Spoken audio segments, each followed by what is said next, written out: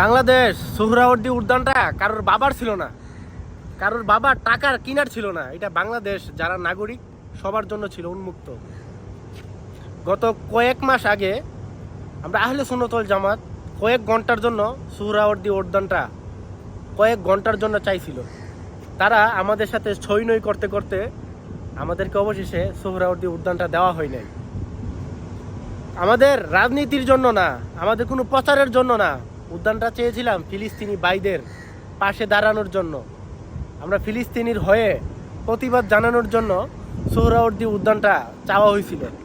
এটা বাংলাদেশ আহলে সুন্নাত ওয়াল জামাতের চাওয়া ছিল, কিন্তু আমরা পাই নাই।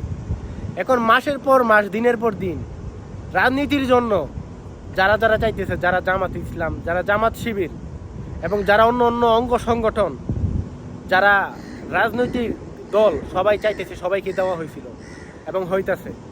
আমরা কি অপরাধটা করছিলাম রে ভাই? আমাদের সাথে কেন এই এত বৈষম্য? আমাদের সাথে কেন এত জোর খাটানো হচ্ছে? তার মানে দেখা গেল কি বাংলাদেশ থেকে এখনো বৈষম্য দূর হয় নাই। আজকে সহকারী সোহরাওয়ার্দী উদ্যান জামাতে ইসলাম তারা ওইখানে তারা রাজনৈতিক প্রচারণা করতেছে।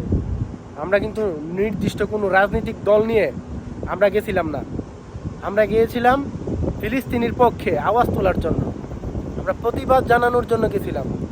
আমাদের জন্য একটা মিনিটের জন্য সোহরাওয়ার্দী উদ্যান দেওয়া হয় নাই। তারপর আলহামদুলিল্লাহ আমরা ঢাকাকে দেখাই দিছি, আমরা সুন্নিরা ঢাকাকে দেখিয়ে দিছি আমাদের কত বড় দল এবং আমরা চাইলে কি না করতে পারি। যাক, এসব নিয়ে না বলি। বৈষম্য একদিন দূর হবে। যারা বৈষম্য নতুন করে সৃষ্টি করতেছে তারাও একদিন পালিয়ে যাবে ইনশাআল্লাহ।